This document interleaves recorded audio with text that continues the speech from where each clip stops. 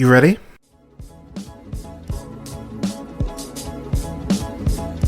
You're listening to the Real Pineapple Podcast Network.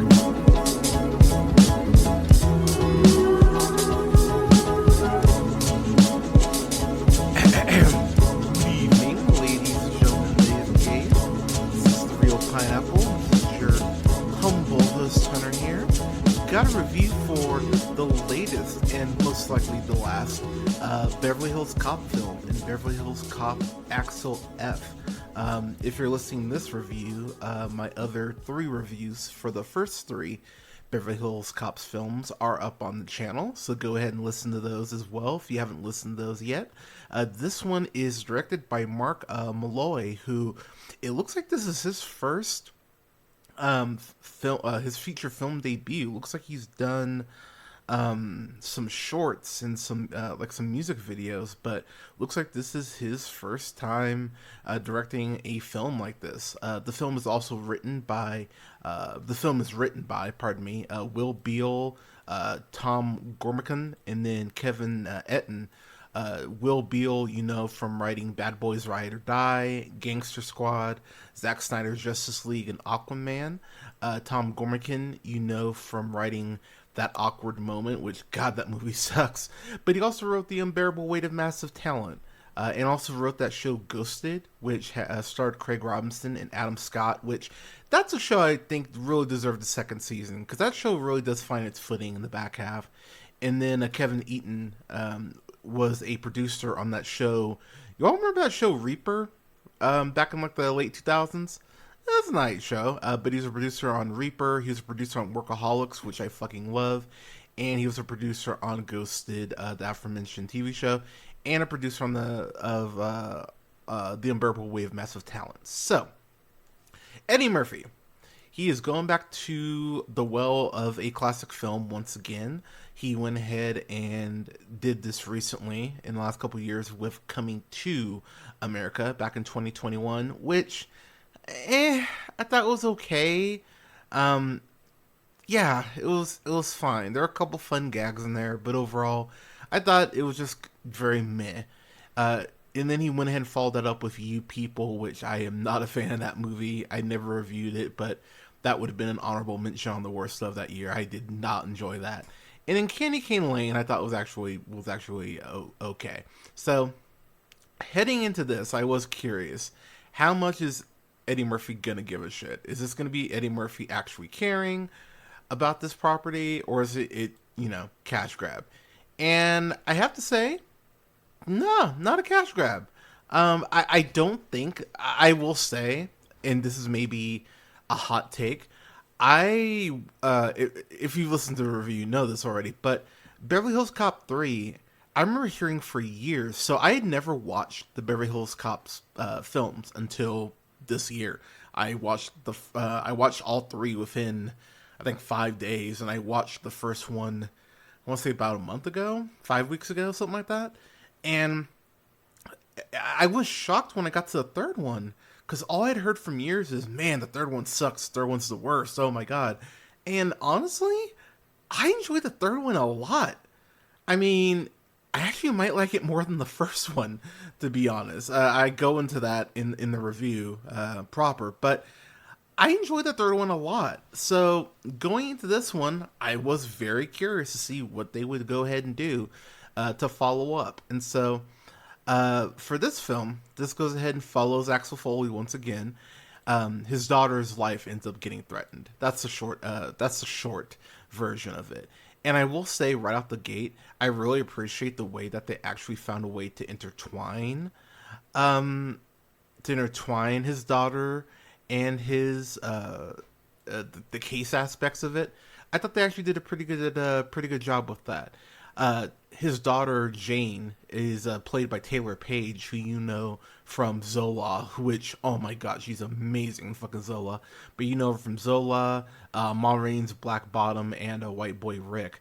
So, I will say, I really enjoyed her in this. I thought that she and Murphy actually had very good chemistry.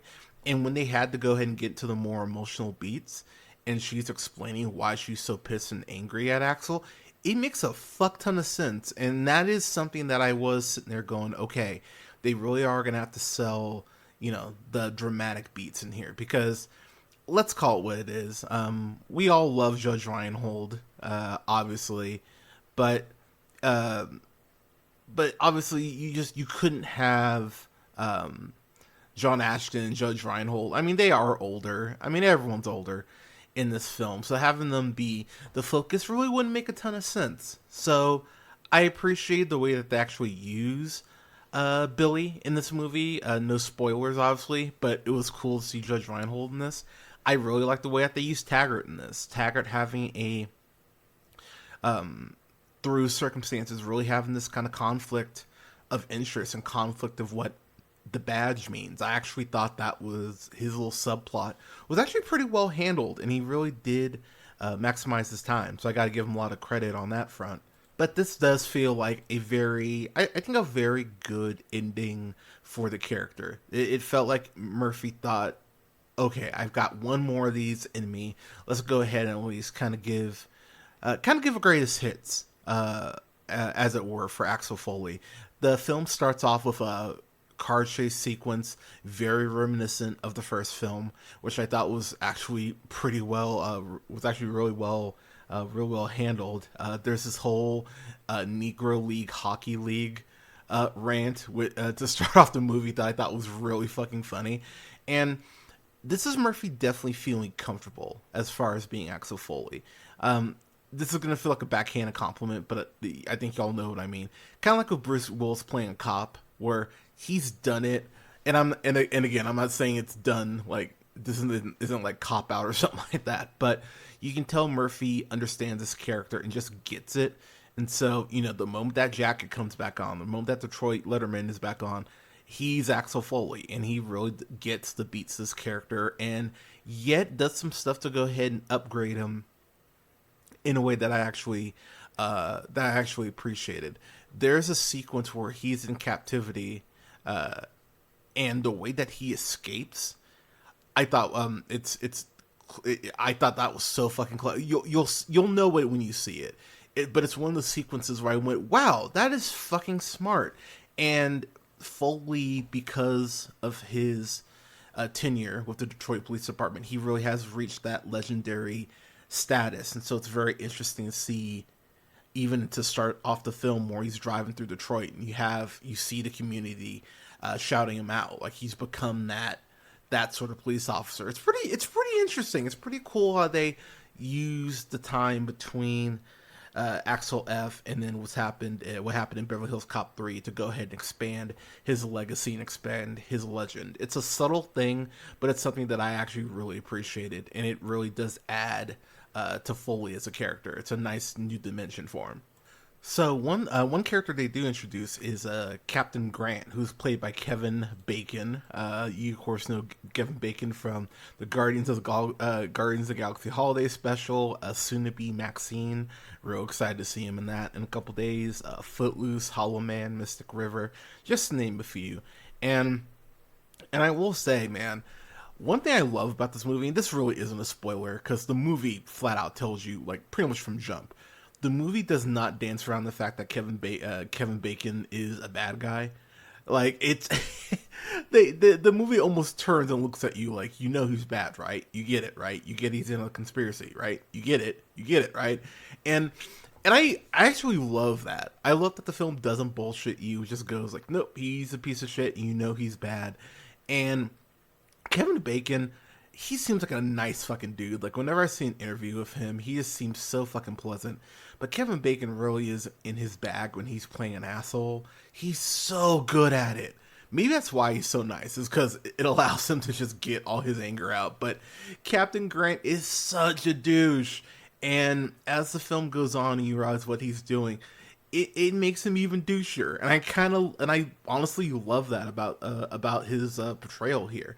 There's a very interesting conversation about being a cop and about what you sacrifice, and what Axel sacrificed to gain his legend and to make Detroit in his eyes better. It's a really interesting dialogue that him and Bacon have. And there are several scenes where it is Bacon and Murphy just acting off each other, and it's really cool to see these two pros just who just get it. You know what I mean? And so I was actually really excited to get the scenes that we got with them.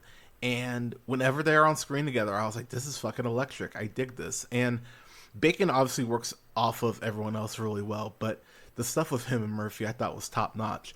I haven't talked about him yet, but there is a new detective in the film who's played by Joseph Gordon-Levitt, Detective Bobby Abbott.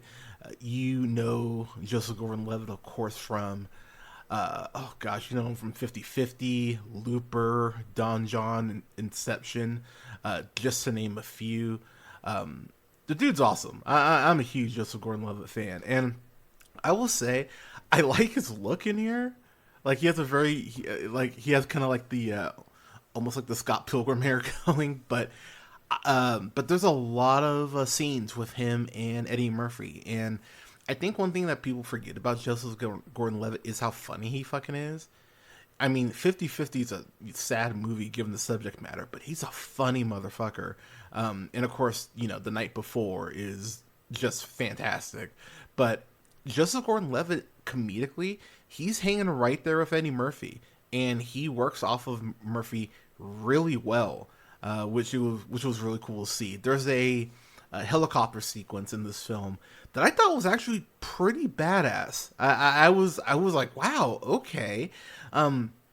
That's one thing I think that is going to surprise people. Look, Eddie Murphy, he's what, 60, like 62, 63 maybe? Wow, go me, I call it. He's 63 years old. You know, Will Smith is 55, Martin Lawrence is 59. You know, so they're younger, so they're able to do, you know, some more action type stuff. I thought for Murphy being older, I really thought he handled himself well in quite a bit of the action stuff. There's a shootout in the middle of downtown Beverly Hills that's pretty fucked, but I actually thought was really well handled. There's a sequence where his daughter Jane, something happens with her car that I thought that stunt. I went, God damn, that's cool. There's some really some shockingly, I think, good stuff in the action department here. And again, this being a first time director, I thought Mark Malloy did a good job with it, personally. But there are little Easter eggs that I really liked. Paul Reiser is back in the movie, back in the franchise as Jeffrey Friedman, and he got a promotion. I was really happy to see that he became kind of the head of Detroit PD. Like, he deserved that, especially for as much shit as he had to put up with Axel but. He's not in the film for long, but I really like the conversations that him and Murphy have about getting older and about legacy and the fact that, you know, yeah, you're making Detroit, you know, safer in your eyes, but at the end of the day, you know, what are you sacrificing for? What are you sacrificing? You know, so it's I thought there was some really good stuff about legacy in this movie that I was actually pretty surprised by.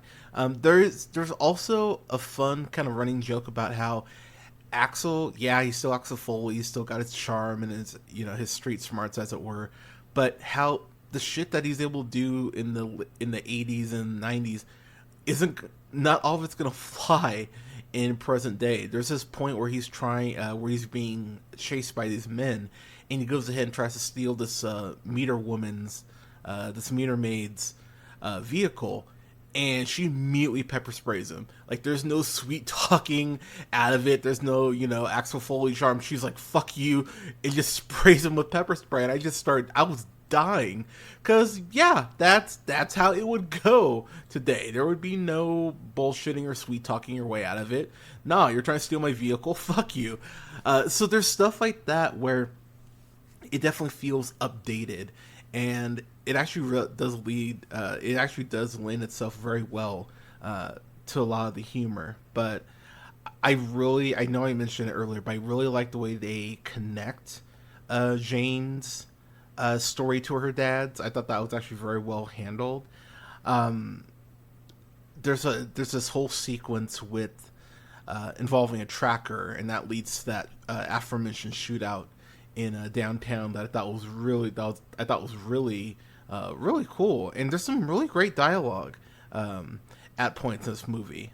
So I will say my biggest issue with it is that it's just not Bad Boys Ride or Die, and it's not Bad Boys for Life. Those films both have better action sequences, and I think the dialogue does lend itself better in both films, and I like the relationships better in both of those. But this by no means is bad. I was actually kind of pleasantly surprised.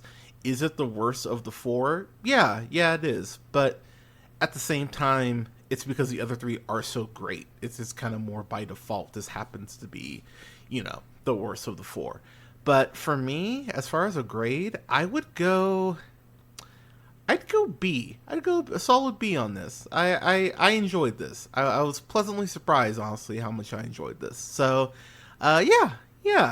This is streaming on Netflix. This is a fun time. It's just under 2 hours. I think that you get enough fan service for people who are, fans of this franchise. You get stuff that you definitely want. You get some good action. You get some good dialogue. You get some good shootouts. And actually, the third act, where things end up, I went, wow, okay. Like I dig this. There's a death in here near the end. You can probably guess who it is. That I thought was so brutal and cool the way that they handled it. I was like, oh, that's awesome. So I really enjoyed this. But yeah, solid B for me for Beverly Hills Cop Axel F. So yeah, everyone, Beverly Hills Cop Axel F. Have you seen it? What did you think about it? Let us know in the comments.